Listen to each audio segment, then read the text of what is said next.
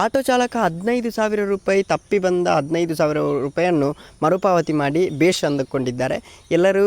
ಎಲ್ಲರಿಗೂ ಗಿರ್ಮಿ Kannada TV YouTube ಚಾನಲ್ಗೆ ಸ್ವಾಗತ ಅಂತ ಹೇಳ್ತೇವೆ. ಶುರು ಮಾಡೋಕ್ಕಿಂತ ಮೊದಲು ಯಾರೆಲ್ಲ ನಮ್ಮ ಯೂಟ್ಯೂಬ್ ಚಾನಲ್ ಮೊದಲು ನೋಡ್ತಿದ್ರಿ ಅವರೆಲ್ಲ ಸಬ್ಸ್ಕ್ರೈಬ್ ಮಾಡ್ಕೊಳ್ಳಿ, ಮತ್ತೆ ಪಕ್ಕದಲ್ಲಿರೋ ಬೆಲ್ಲೈಕನ್ ಪ್ರೆಸ್ ಮಾಡಿ.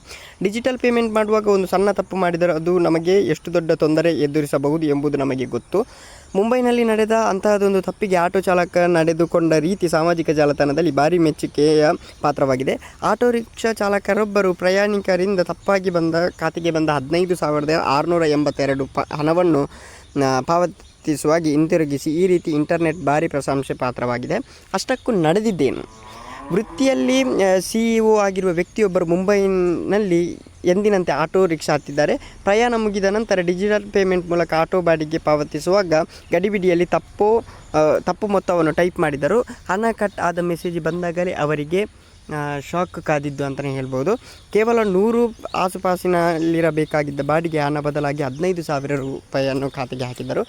ಇದೇ ಹೊತ್ತಲ್ಲಿ ಇವರು ಟೆನ್ಷನ್ ಆದರು. ಆದ ನಂತರ ಸ್ವಲ್ಪ ಹೊತ್ತಿನ ನಂತರ ಈ 15,000 ಹಾಕಿರೋ ಹಣ ಇವರ ಖಾತೆಗೆ ಮರುಪಾವತಿಯಾಗಿದೆ. ಮತ್ತೆ ಹಾಕಿದ್ದಾರೆ ಆಟೋ ಚಾಲಕ ಅವರು ಹಿಂತಿರುಗಿಸಿದ್ದಾರೆ.